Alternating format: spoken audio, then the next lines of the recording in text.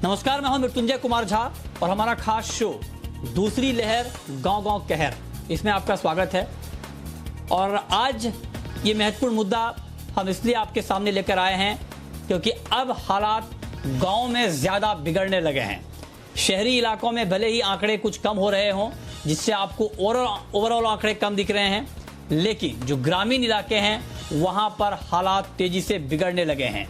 देश के 13 ऐसे राज्य हैं जहां पर शहरों के मुकाबले गांव में ज्यादा केस मिल रहे हैं कोरोना के, और देश के 70% से ज्यादा जिलों में 70% से ज्यादा जिलों में यानी 550 से ज्यादा जिलों में जो पॉजिटिविटी रेट है कोरोना की वो 10% से ज्यादा है।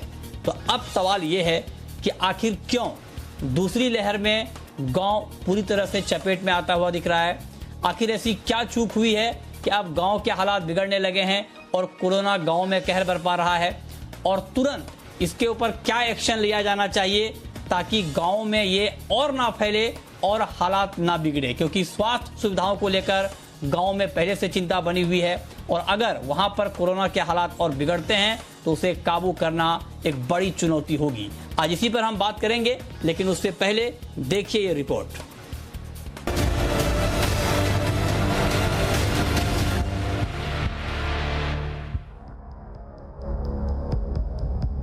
कोरोना पूरे देश में कोहराम मचा रहा है। देश दूसरी लहर से त्राही त्राही कर रहा है और स्वास्थ्य व्यवस्था को बैसाखियों पर लाने वाला कोरोना अब शहर से निकलकर गांवों में फैल रहा है। गांवों में लोगों का न तो कोरोना का टेस्ट सही से हो पा रहा है और न ही लोग कोरोना की जांच करवा रहे हैं। आप गांवों में बिगड़ते हालात का अंदाजा सिर्फ इसी बात से लगा लीजिए कि देश के 13 राज्यों में बड़े शहरों के मुकाबले गांव में ज्यादा मामले सामने आ रहे हैं। उत्तर प्रदेश, बिहार, झारखंड, महाराष्ट्र के ग्रामीण इलाकों में मामले तेजी से बढ़े हैं। वहीं आंध्र प्रदेश, राजस्थान, हरियाणा, छत्तीसगढ़ के गांवों में भी हालात चिंताजनक हो रहे हैं। मध्य प्रदेश और ओडिशा के गांव में भी हालात बाकी राज्यों की ही तरह हैं।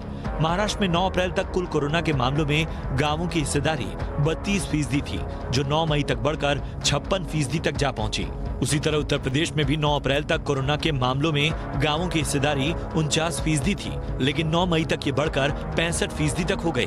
सबसे ज्यादा बुरा हाल तो छत्तीसगढ़ का है, क्योंकि यहाँ पर 9 अप्रैल तक कुल मामलों में 56% गांवों से थे, लेकिन 9 मई तक ये भी बढ़कर 90% तक जा पहुंचे। जानकारों की माने तो गांवों में कोरोना के बढ़ने के 2 प्रमुख कारण हैं। पहला है लोगों का कोरोना टेस्ट न करवाना, दूसरा है प्रवासी लोगों का शहरों से गांवों की ओर पलायन।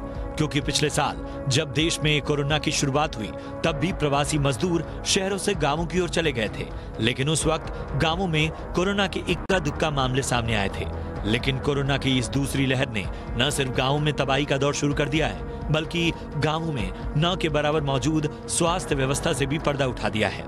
जिस देश में 65% आबादी गांवों में रहती हो, वहां के हेल्थ इंफ्रास्ट्रक्चर की कलई खुद सरकार की 2019 में आई नेशनल हेल्थ प्रोफाइल रिपोर्ट खोल कर रख देती है, जिसमें बताया गया है कि शहरी इलाकों में हर 10 लाख की आबादी पर सरकारी अस्पताल में 1190 बेड की सुविधा है। राजधानी दिल्ली में भी 10 लाख की आबादी पर सरकारी अस्पताल में 1452, लेकिन ग्रामीण इलाकों में 10 लाख की आबादी पर सरकारी अस्पताल में सिर्फ 318 बेड मौजूद हैं।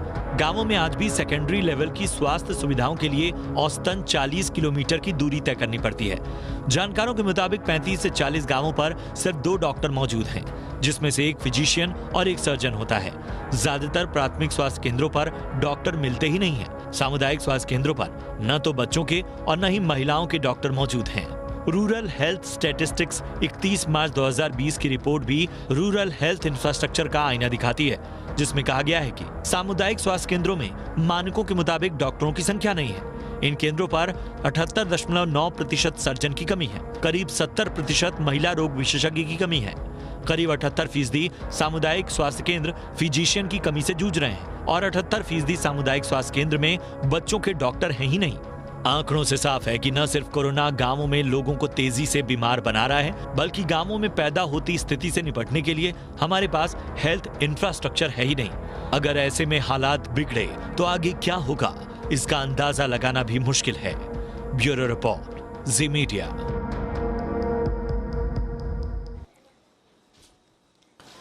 और चलिए आज इसी पर हम चर्चा करने जा रहे हैं और हमारे साथ कुछ खास मेहमान जुड़े हैं। हमारे साथ हैं के सुजाता राव, पूर्व हेल्थ सेक्रेटरी भारत सरकार की।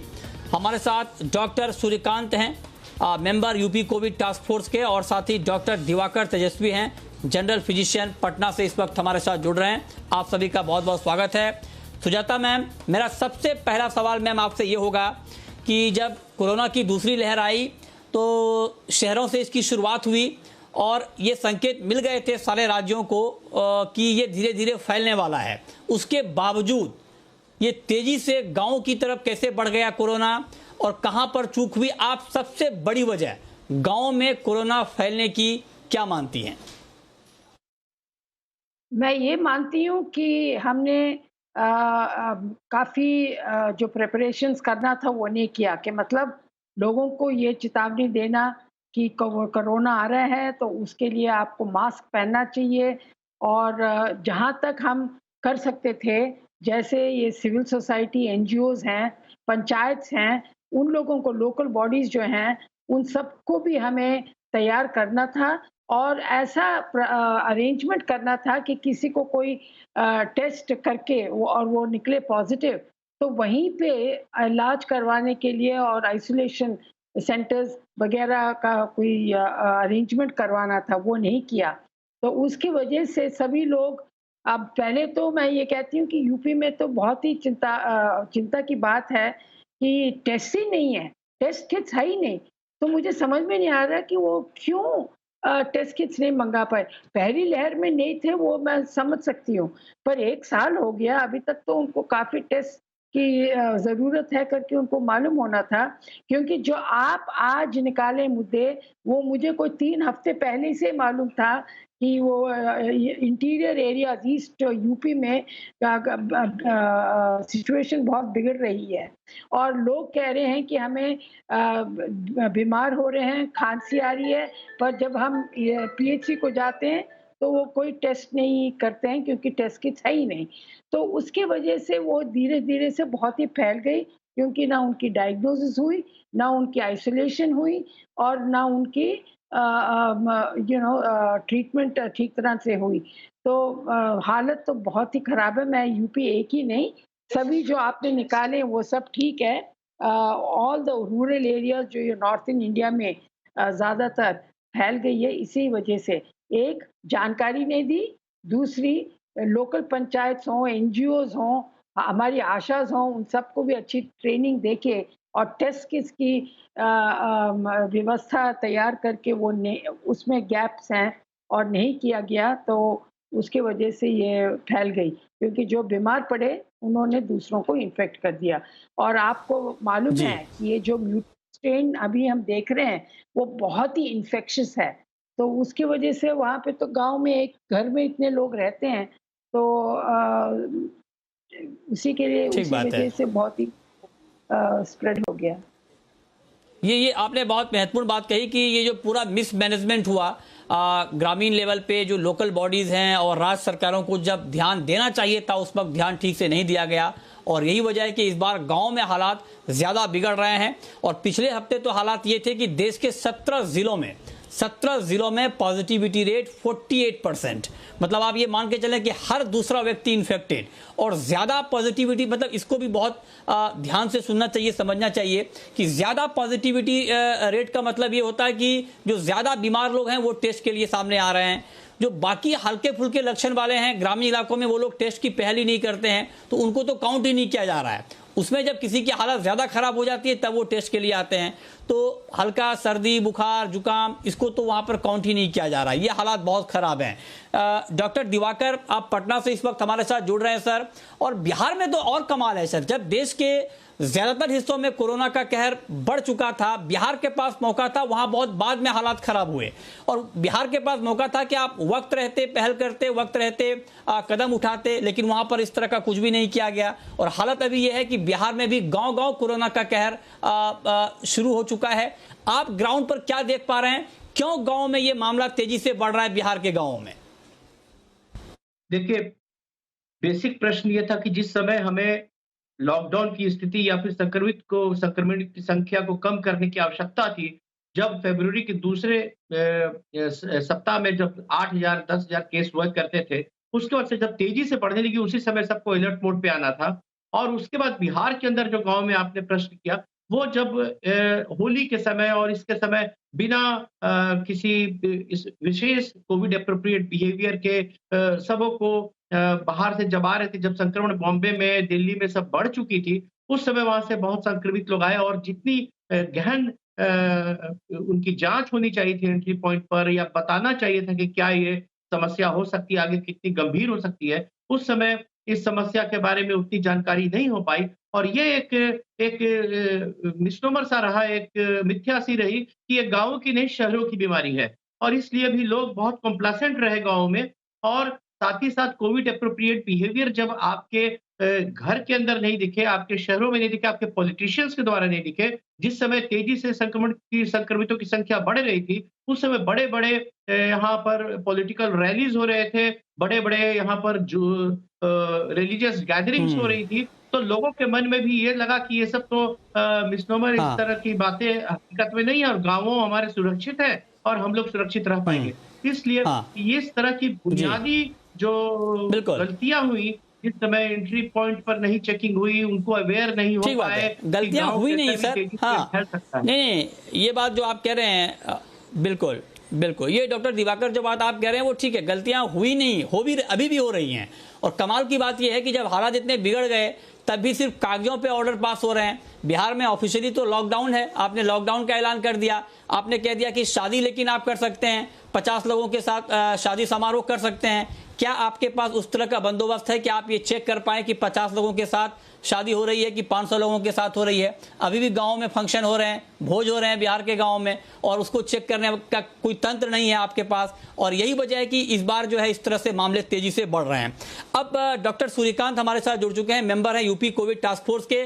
सर बहुत-बहुत स्वागत है आपका जी बिजनेस पर इस खास चर्चा में। मेरा आपसे सवाल ये होगा कि 65% सर मतलब बताइए कि जितने मामले अच्छा लगता है अभी हमारा संपर्क उनसे नहीं हो पा रहा है। सुजाता मैम, मैं आपसे एक बात आपने बता दिया कि क्यों बढ़ा है।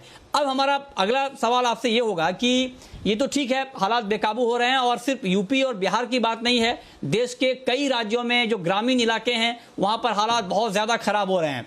नॉर्थ से लेकर साउथ तक, उत्तर से लेकर दक्षिण तक के गांवों में हालात इस बार बहुत ज्यादा खराब हैं और आप इसकी गंभीरता का अंदाजा इस बात से लगा सकते हैं कि पुडुचेरी के एक जिले में पॉजिटिविटी रेट 100% तक पहुंच गया था। मतलब जितनी टेस्टिंग हो रही थी सारे के सारे लोग पॉजिटिव पाए गए हैं, तो हालात इस हद तक पहुंच चुके हैं। तो अब मैम आप जरा बताएं कि अब इन हालात से निपटने के लिए तत्काल प्रभाव से क्या कदम राज्य सरकारों की तरफ से, लोकल बॉडीज की तरफ से उठाए जाने चाहिए ताकि तत्काल प्रभाव से गांव में इस बढ़ते स्प्रेड को रोका जा सके?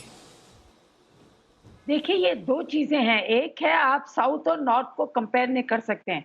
हालाँकि आप जो कह रहे हैं पुडुचेरी में हो सकता है कि बहुत पॉजिटिविटी हाई है, पर वहाँ पे टेस्टिंग करके वो पॉजिटिव को आइडेंटिफाई कर रहे हैं और वहाँ से उनकी एक सिस्टम है और इंफ्रास्ट्रक्चर है कि उनको अलग से पीएचसीज़ में ले जाएँ या आइसोलेशन करने के लिए वो कदम उठाएँ। वो ऐसा कोई at least the infrastructure doctors, nurses वगैरह हैं।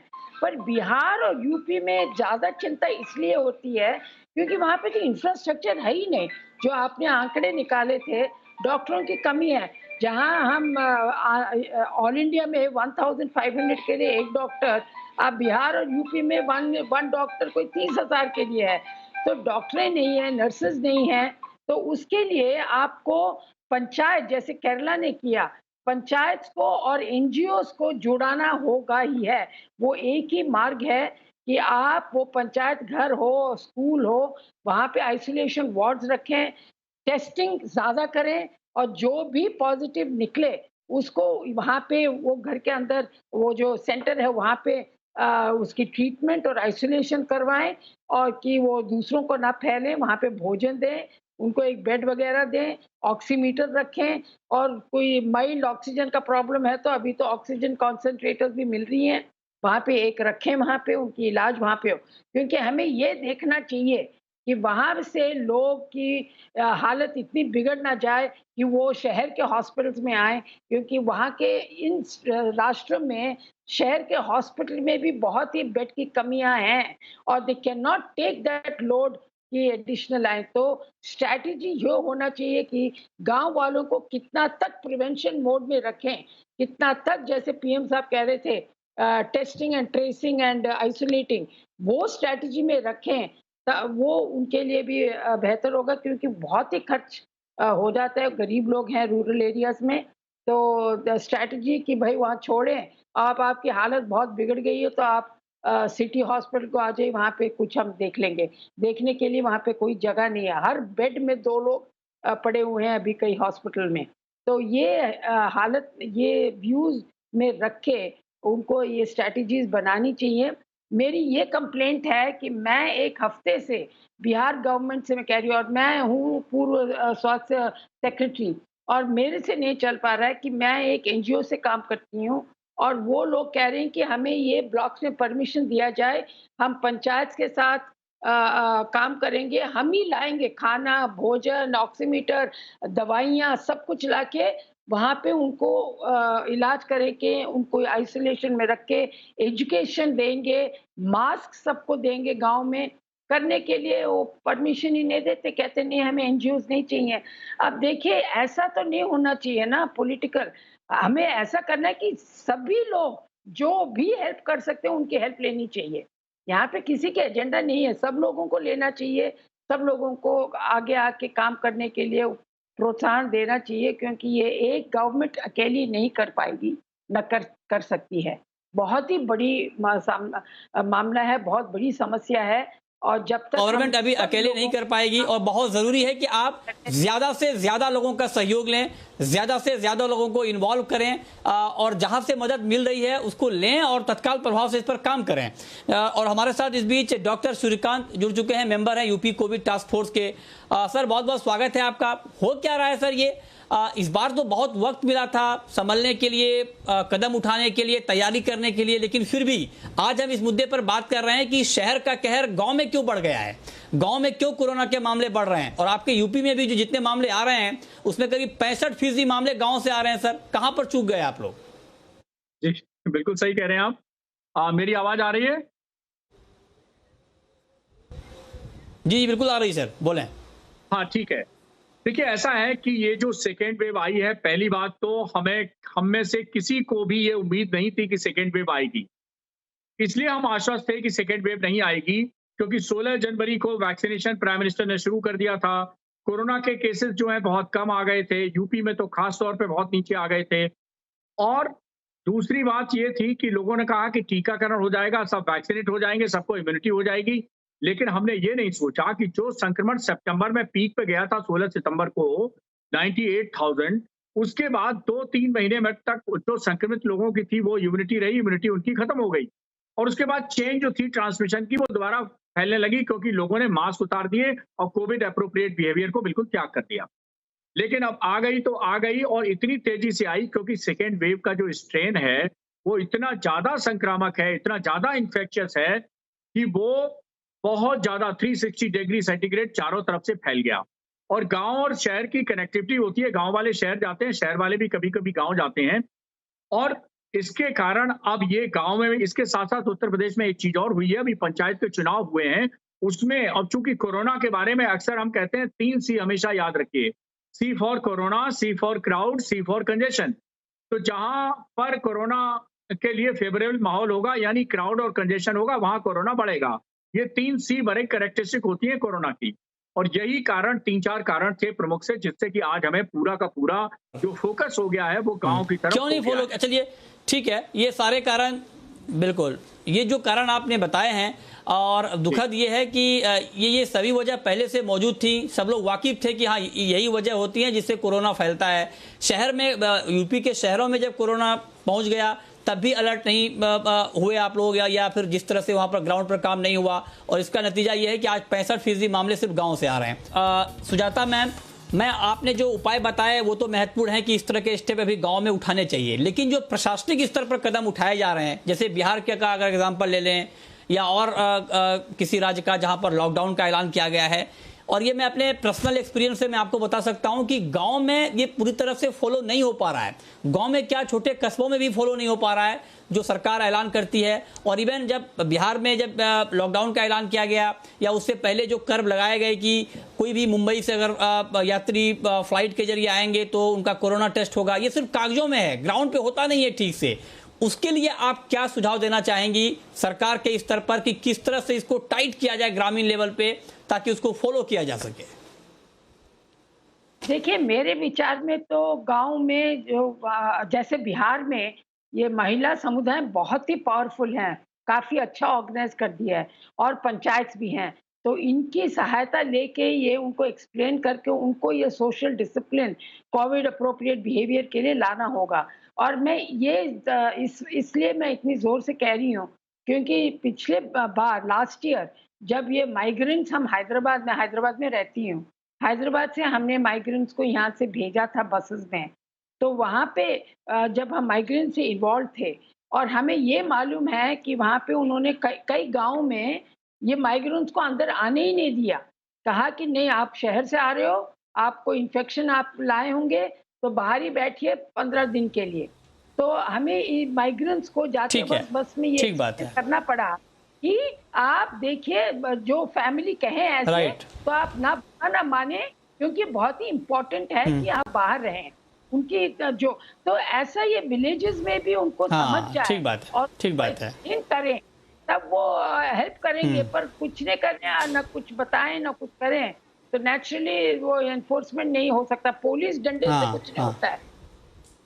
तो राइट और ये आपने बहुत सही बात कही है।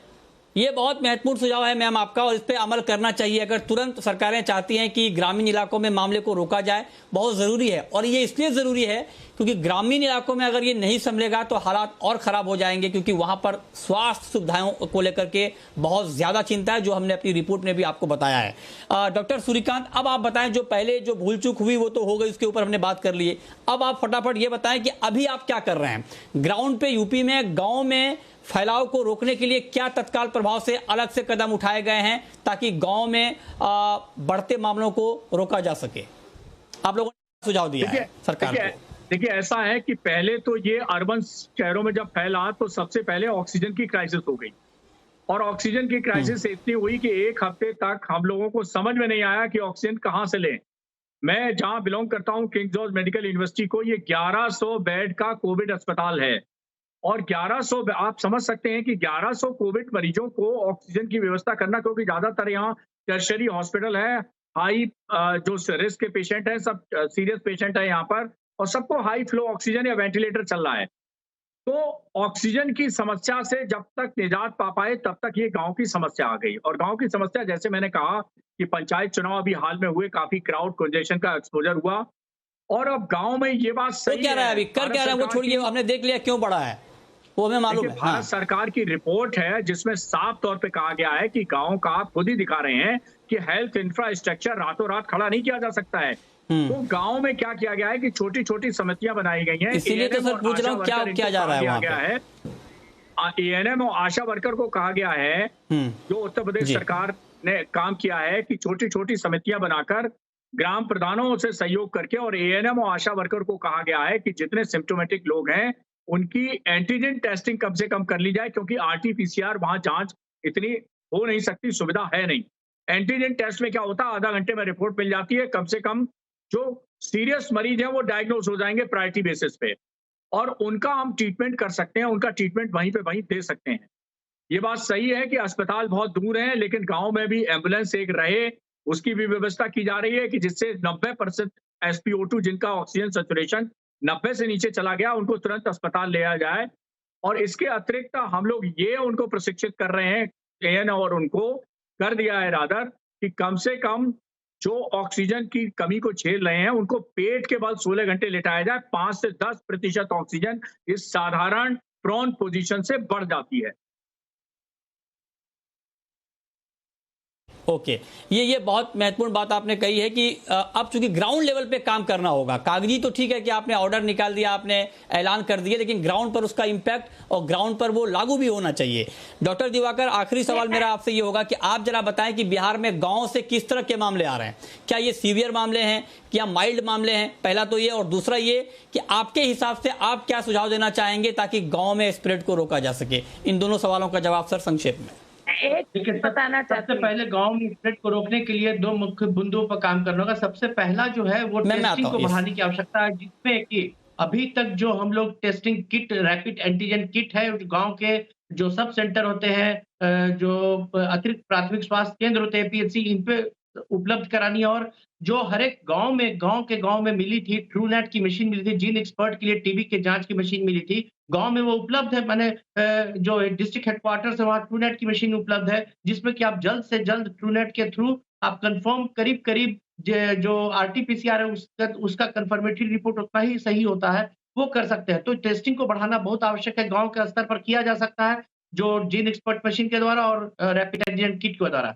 जो कंफर्म करना, जो निगेटिव है, जिनमें सिम्टम्स है, वो ट्रूनेट के द्वारा हो सकते हैं, जो जीन एक्सपर्ट की एग्जिस्टिंग मशीन है। दूसरी चीज है कि जो अतिरिक्त अभी तक आप देखे होंगे कि गांव के में वेंटिलेटर्स आए हैं, पीएम केयर फंड से, सब जगह नए वेंटिलेटर पड़े हुए हैं। तुरंत ट्रेनिंग में एसओएस जो आर्मी में या फिर जो ऐसे टर्शियरी हॉस्पिटल्स में जहां भी कुछ लोग वेंटिलेटर को ऑपरेट करते हैं, क्योंकि आपको पूरे शहर में वेंटिलेटर की व्यवस्था करने की बजाय गांव के डिस्ट्रिक्ट हेडक्वार्टर्स में करना, वहां उपलब्ध है मशीन। सर टाइम कम है। हाँ, हाँ, जी उसको ऑपरेशनलाइज करना जरूरी है जल्द से जल्द, और ऑक्सीजन की व्यवस्था करनी भी आवश्यक होगी। हाँ ठीक है, तो आपने कहा कि ग्रामीण लेवल पे जो सुविधाएं हैं उसको तुरंत प्रभाव से बढ़ाया जाना चाहिए। सुजाता मैम, आप मैम कुछ बोलना चाह रही थी, वक्त कम है मैम, संक्षेप में प्लीज। हाँ, संक्षेप में ये मैं यूपी डॉक्टर साहब को मैं ये कहना चाहती हूँ, और उनको मालूम होता होगा जरूर कि वहाँ पे आपके जो संजय गांधी इंस्टीट्यूट है, बहुत ही बढ़िया टेलीमेडिसिन फैसिलिटीज हैं। तो उससे आप थोड़ा ये टेलीमेडिसिन के द्वारा डॉक्टर्स की एडवाइस पीएचसी को कनेक्शन कर दीजिए। सबको वहाँ पे शहर के हॉस्पिटल तो नहीं ला सकते हैं आप, तो ये टेलीमेडिसिन आंध्रा में बहुत ही इफेक्टिवली इम्प्लीमेंट किया। ये बहुत जरूरी है ग्रामीण इलाकों में। आपको जो डॉक्टर्स की जब कमी होती है, तो ये टेलीमेडिसिन के द्वारा थोड़ा तो काम हो सकता है। Ma'am, Sanjay Gandhi PGI, King George Medical University, Lohia Institute, इन सबसे टेलीमेडिसिन का कार्य चल रहा है। हाँ, और आपके स्टूडेंट्स को लगवाइए इसमें। यस, चलिए ये बहुत अच्छी बात है। हाँ, ये बहुत महत्वपूर्ण सुझाव आपने दिए हैं, और जो बात डॉक्टर सूर्यकांत ने कही बहुत ज़रूरी है। जब ग्रामीण इलाकों में इस तरह का फैलाव होता है तो वहाँ पर बहुत ज़रूरी है कि टेलीमेडिसिन को बढ़ावा दिया जा सके, क्योंकि वहाँ पर लोगों की पहुँच बहुत ज़्यादा डॉक्टरों तक होती नहीं है, बहुत दूर दूर जाना पड़ता है। ये बहुत ज़रूरी सुझाव आप लोगों ने दिए हैं। बहुत शुक्रिया आप तीनों खास मेहमानों का हमारे साथ इस खास चर्चा में बताने के लिए और सुझाने के लिए कि क्या उपाय यहाँ पर अपनाने चाहिए।